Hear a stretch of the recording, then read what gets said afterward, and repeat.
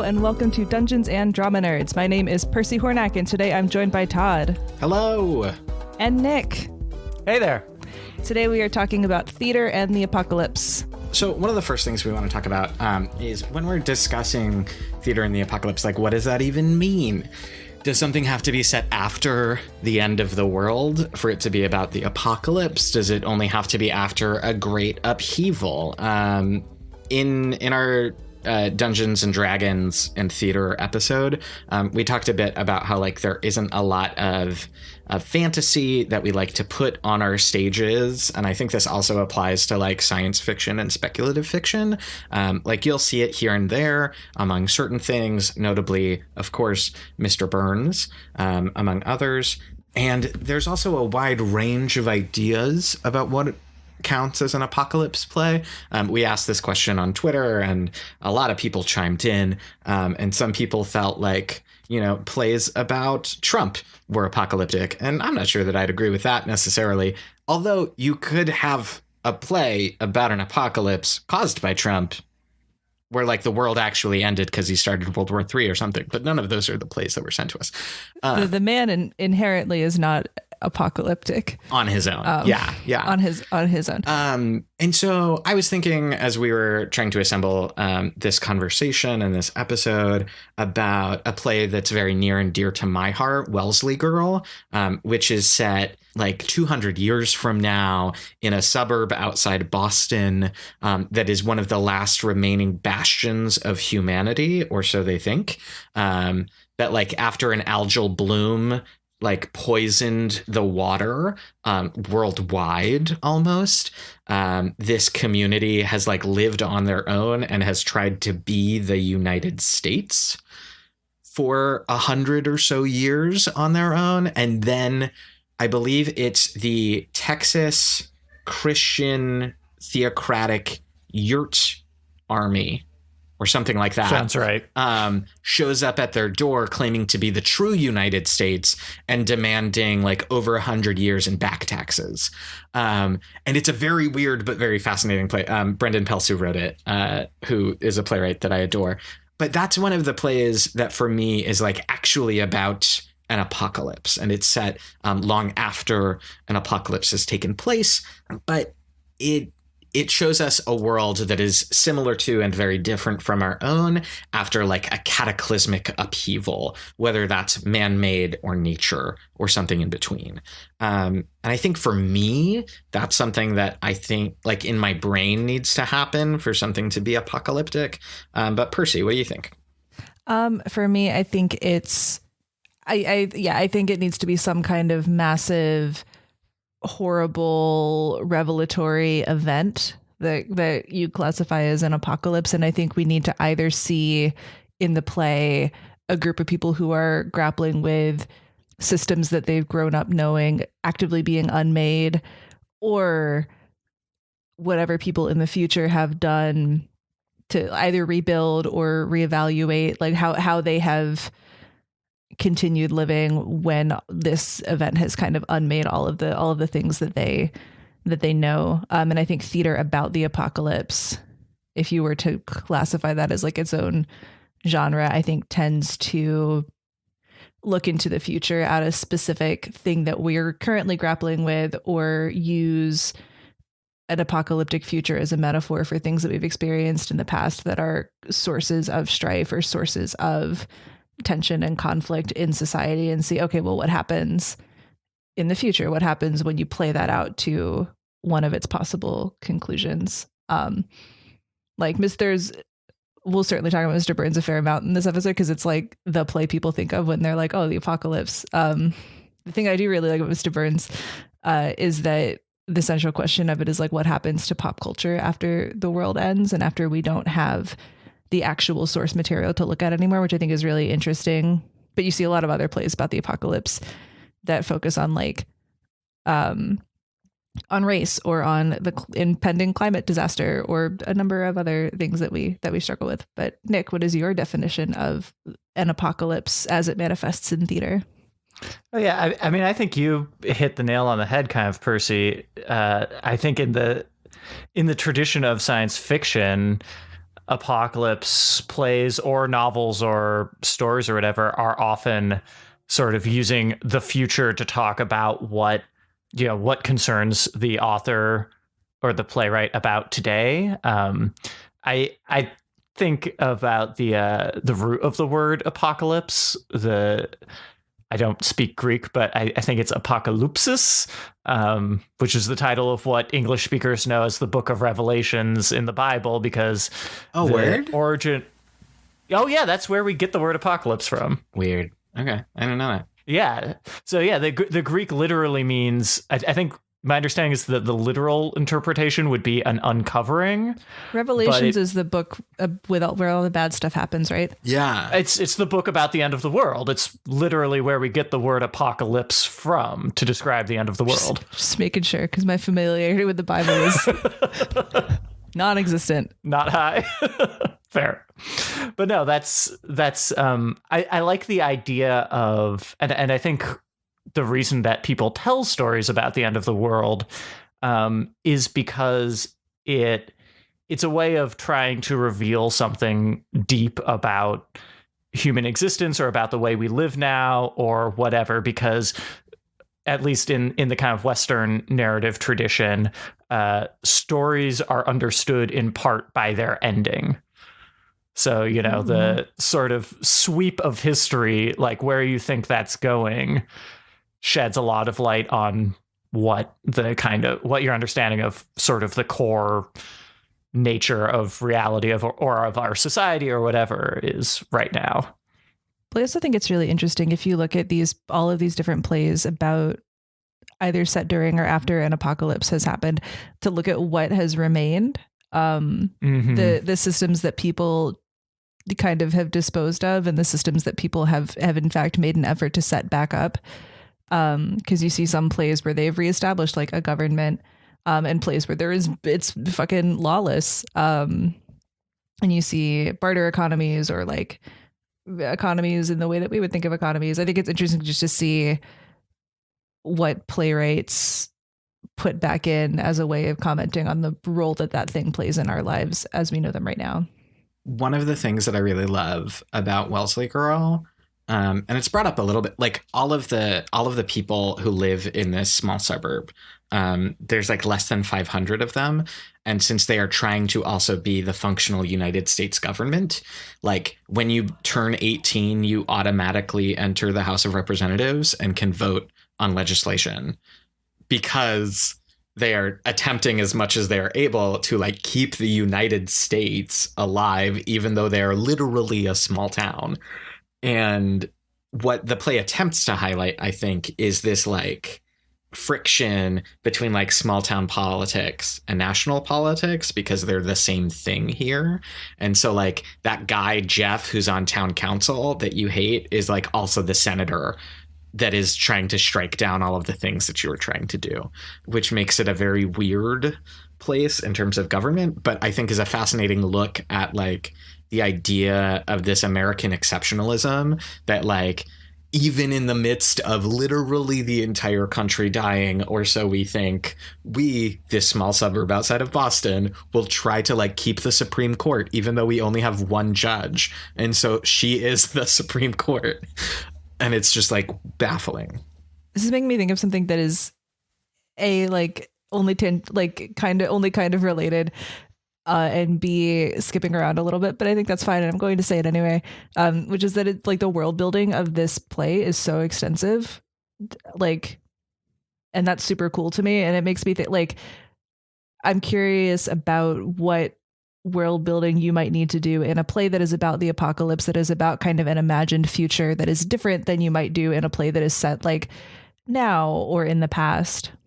I think you have to do a lot more world building, but I also think where you don't do world building is just as revealing as where you do, in terms of like what you were talking about, Percy. What institutions do you think survive in the apocalypse? I think Apocalypse World, the game, makes a lot of kind of assumptions about what this post-apocalypse future might look like, but there's always the question of, in this post-apocalypse, after the apocalypse or during the apocalypse, is marriage still a thing in your world that just like is not something you do any world building about, but you also have it existing, you don't comment on it? Is, the nation state still a thing? I can think of at least 3 plays, and I think this is our own biases, but 3 plays: Mr. Burns, Scott Sickles, The Known Universe, and I think Lorraine Hansberry's What Use Our Flowers, that include at least moments of like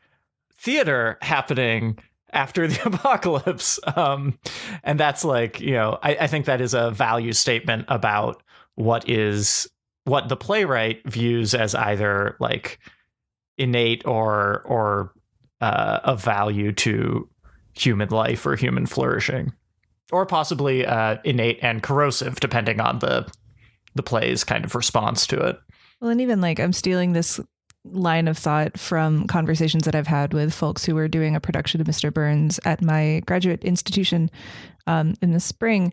But like in doing table work for Mr. Burns, they were like, are these characters like, does queerness exist in the apocalypse in the way that we understand it? Because in theory, if you're existing in a post-apocalyptic world, the structures that other queer people don't exist.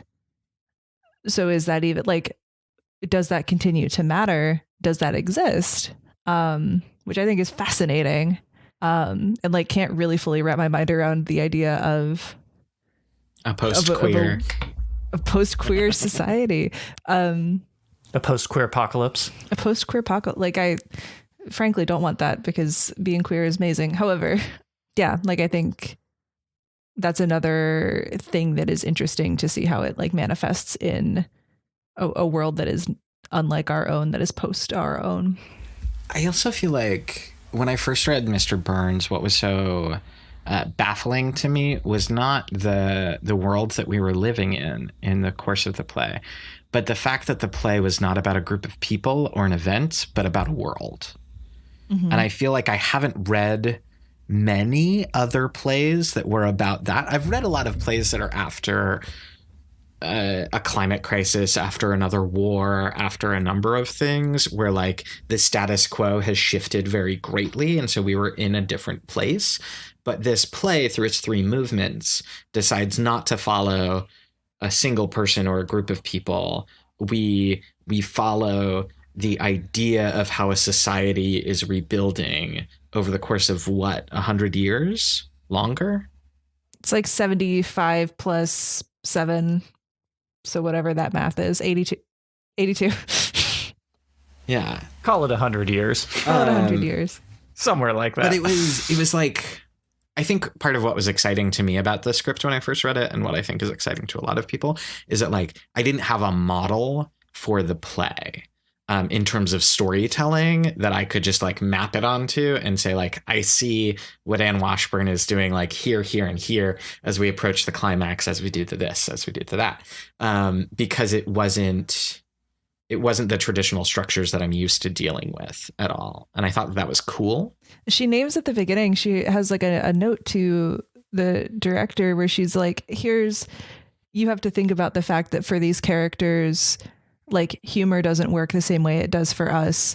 They don't understand death to be the same thing that we do. It's so normalized for them. And like, they don't have these cultural touchstones. Like this is a relic. Like this is, the Simpsons characters aren't like these funny goons. Like the Simpsons are relics of a lost age. Like it's high art. A golden age. And art is the means by which you make a living, which is harder for us now than perhaps it should be. Yeah, that's a phenomenal point, because as I'm thinking about it, not all the plays, most of the plays that I've read that take place or deal with an apocalypse in some way are really about people. And it's a story of individuals against the backdrop of the apocalypse. And it's about them. Like Walden by Amy Berryman is very much a story about a pair of twins and about resentment and about loss. And like there are some politics that are really interesting in that play that have to do with colonization and climate crisis and all of these other things that factor into their relationships. But it's a play about these 2 sisters at its core. And it just happens that the stakes of their what they each want are raised by like a horrible climate crisis and a civil war. Mm-hmm. Or like, so this play by Eleanor Burgess, Sparks Fly Upwards, I've worked on workshops of, but I don't believe it's had a full production yet anywhere. So it's kind of like, whatever, inside baseball, who cares? Sneak peek. But what she was striving to make was like a Chekhovian caveman play, was her goal. Like, what is the living room drama when the living room is a cave? What is the living room drama when we need to skin a deer for dinner? And we do that on stage. And like, what are the conversations that come up with that?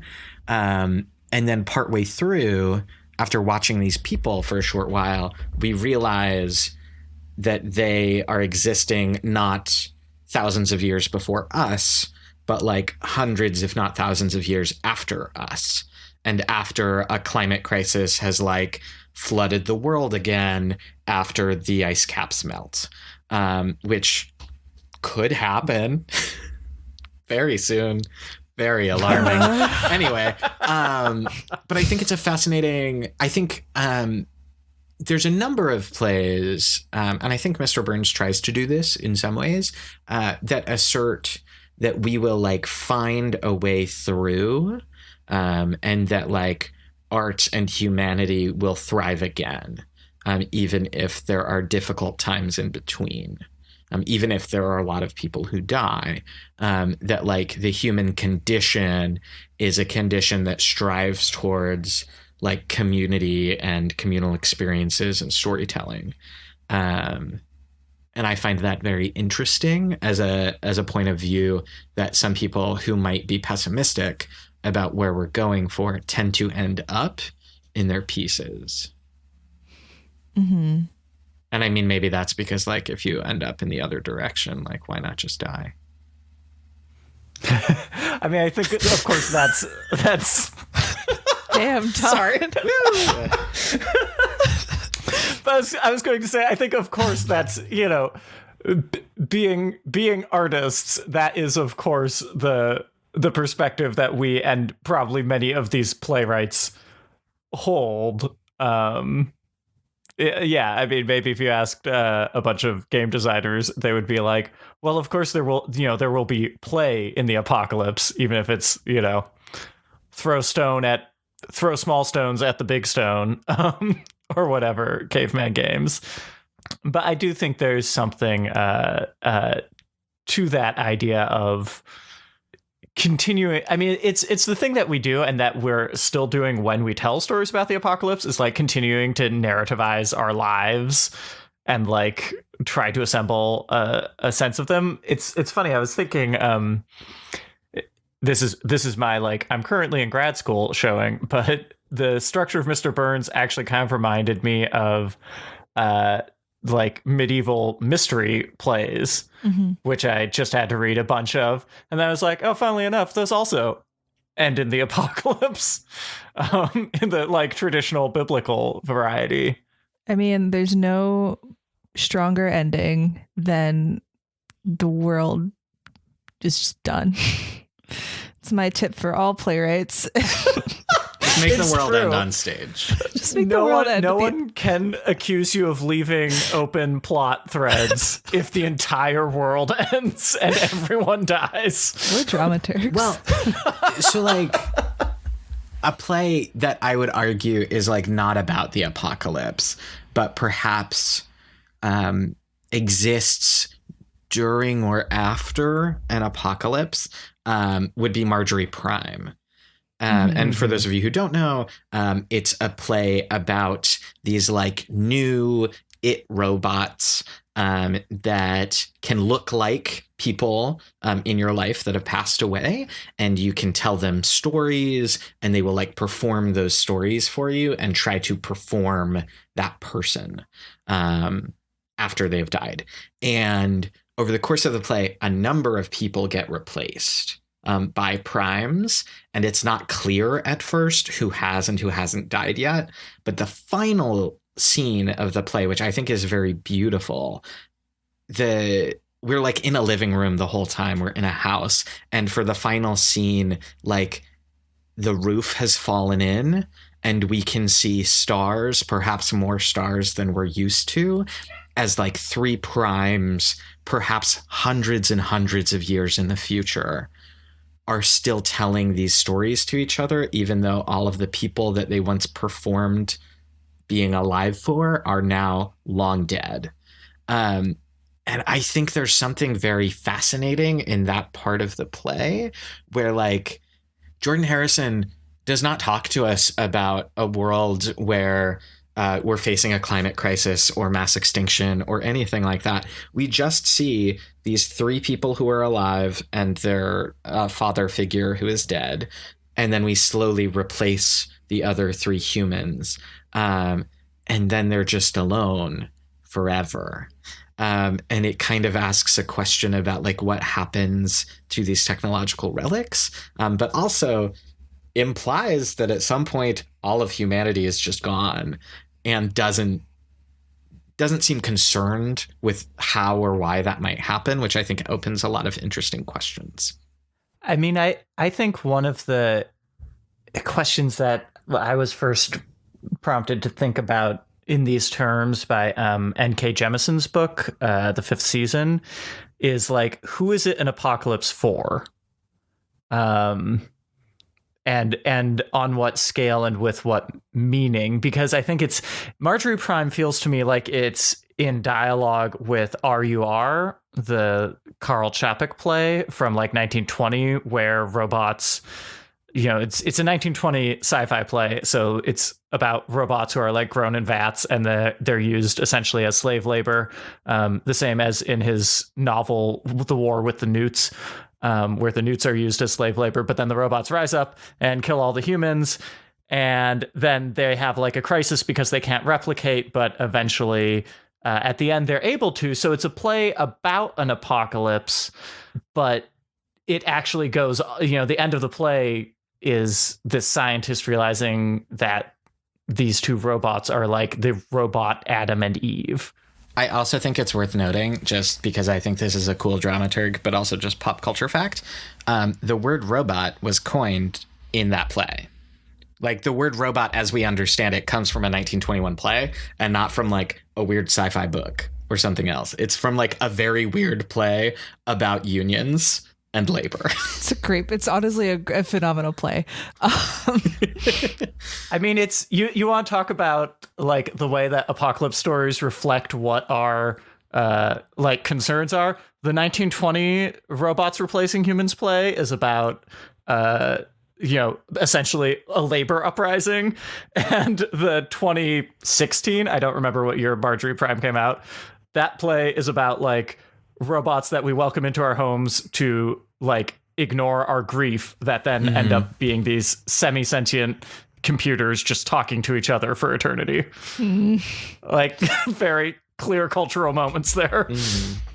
I mean, I think we also see this like distillation of cultural moments manifest in plays in which we like very clearly see like an apocalypse happening. Like if you think about Thirst by C.A. Johnson, like a race war has literally just happened, which feels resonant.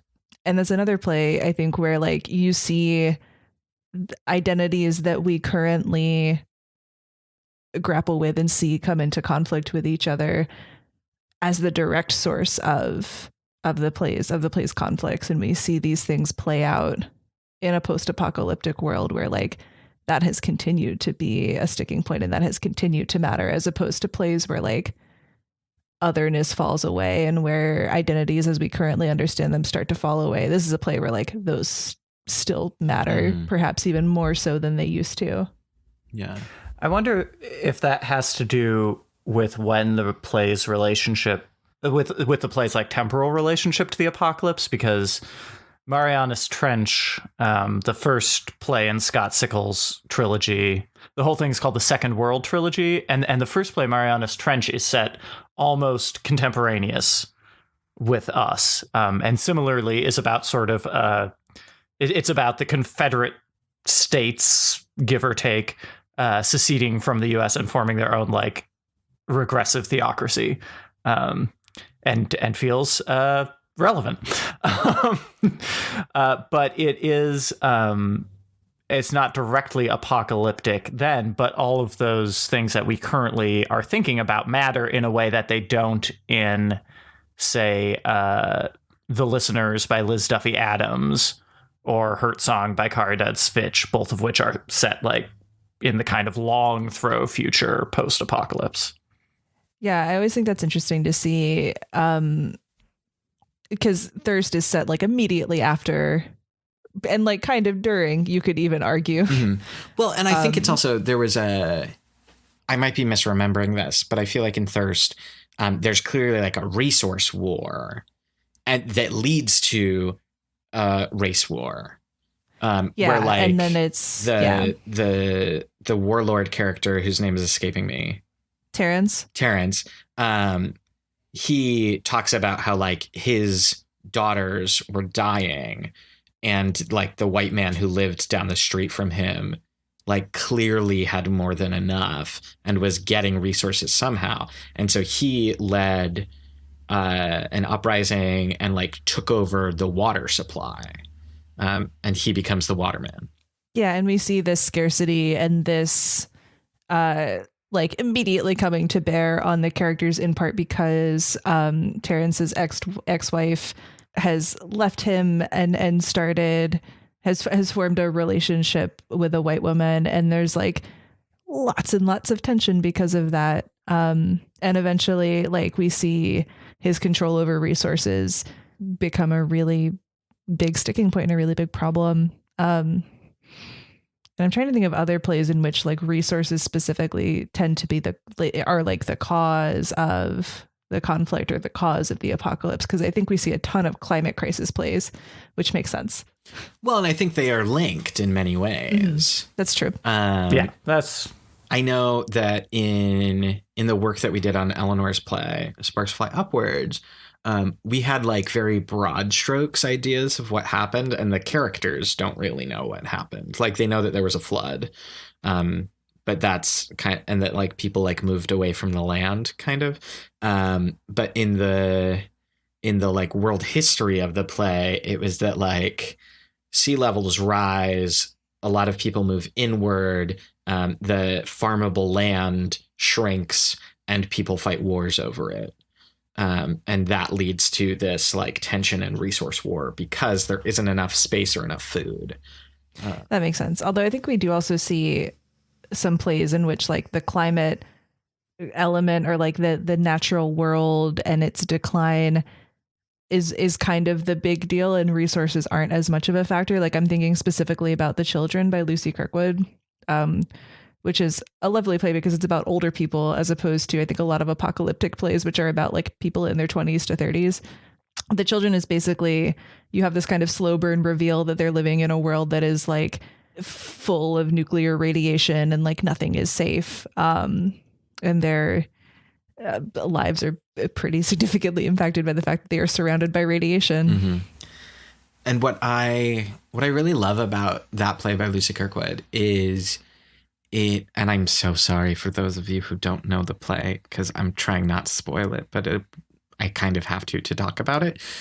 Skip 30 seconds ahead. Skip 30 seconds ahead. Doop, doop, doop. What I think is really fascinating about it is unveiled as a mystery. Like an old friend shows up on someone's doorstep and we know that something's wrong because they're like not in their home. Like that becomes apparent to us that the hosts are not in their home. They're somewhere else. But we eventually learn that like there was a nuclear cataclysm started by, I believe, an earthquake and then a flood that like messed things up. And we also then learn that these three people are all engineers who worked on the plant that went nuclear. And so the woman who is an old friend who's just dropping in is dropping in to enlist them to come and fix the plant because they will all die before they get radiation poisoning anyway. And the children, the young people who work in these plants, will die horrible, agonizing deaths before their time because they're in their like 20s and 30s and 40s. I also think it's important to note that like this is very clearly inspired by the nuclear disasters that happened in Japan in 2000, I think 10, 11. I think it was that. I think that's right. Spring of Fukushima. In Fukushima, yeah.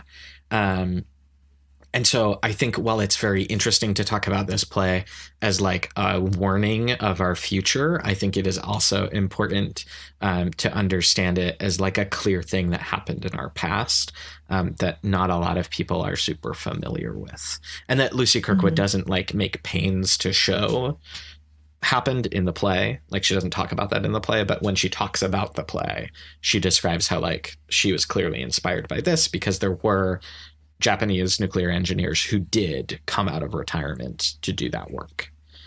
So I think that's just like an important thing to know. I'm not going to say but what's most interesting to me, because that is like important and interesting, the way that plays that use apocalypses to comment on like things that we may not know but should be aware of. What I really love about that play is also just this like very slow reveal of information and this like all of these little hints that something's not quite right. Like if I remember right, they're very precious about water.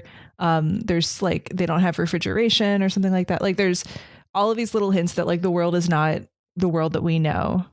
And very gradually you kind of come to figure out like, oh, things are not right.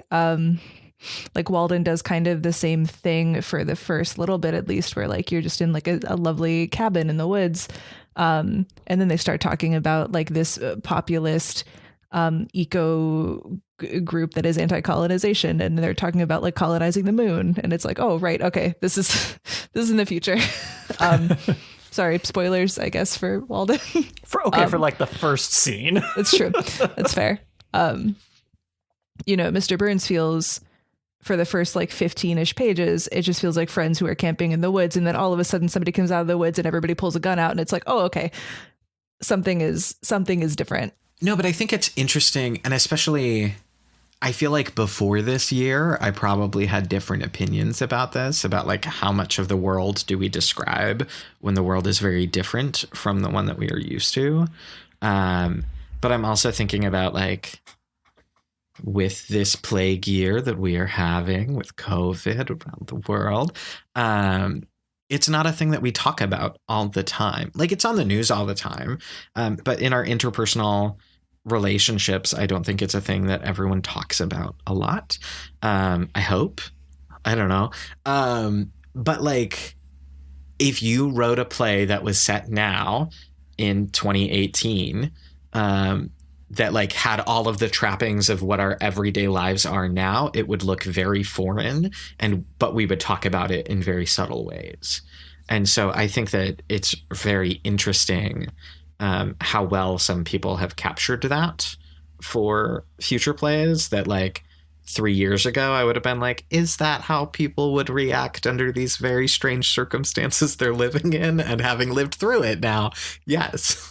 Well, and it's a nice way to signal just the differences in what we take for granted and the things that are normal to us. But I also do think there's something to be said for plays about the apocalypse that make it incredibly clear from the beginning that like, this is a play about the apocalypse. And I'm thinking really specifically of Marisol by Jose Rivera, which like, there's this kind of pretty surreal apocalypse-y scene at the very beginning, and then immediately we do have a scene where an angel in combat boots is like, I'm going to the Angel War, and leaves to go to the Angel War. And it's like, okay, like this is a play where like, from the very beginning, like this is a world that is about to experience massive upheaval. I think there's definitely room for both, but that is a phenomenal point. As you were talking about Marisol for a second there, I had read the play a long time ago, and then I was thinking about another of his plays that I've read, references to Salvador Dali Make Me Hot, where like Coyote and Moon are characters that just show up at the beginning, and we like very clearly realize that we're somewhere outside of realism in Rivera's plays. Mm-hmm. So an angel in combat boots showing up to say, I'm going to the Angel War sounds absolutely in line and very normal for his work. Yeah, the angel's kind of just like, excuse me, gotta go kill God. You're on your own. Which I mean, that's what they say. It's an extremely courteous angel. But that's actually what's interesting to me about Marisol, is that it is it's an apocalypse that is founded in a sense of abandonment rather than guilt. Mm-hmm. And I don't know if it's the climate crisis or what, but so the angel is specifically Marisol's guardian angel. And that's sort of like the explanation of why everything is so fucked, as I recall. It's essentially like your angel, have kept all of these bad things from happening to you, and now you're on your own. And presumably everybody's angel who prevents bad things from happening has departed. So it's like, this is a world that just by its nature will run itself into the ground without intervention.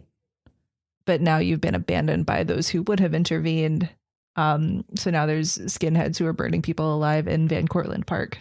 Yeah, and I just think it's because that play was in 1992, Marisol, and I just think it's interesting. You know, so many of the play clearly lives, like you said, Todd, outside of realism, and so many apocalypse plays from today, I think, not all, but many, live inside it, and I wonder if part of that is the kind of the kind of technocratic guilt that we're all living with and through, in terms of climate crisis and the kind of, I think often we feel the need to explain some of the apocalypse because we have such a clear sense of having possibly caused it. But that's just me speculating. I don't know if that's true for everyone. Well, I mean, I also feel like we used to have, like, if you look at futuristic ideas from like the early 80s, they are very, not all, but a lot of them are very like bubblegum utopia and we'll get through it and it's neon and cool. Very like Back to the Future 2. And in the late 80s and the early 90s, you have a lot of very like grim, dark, everything will be bad.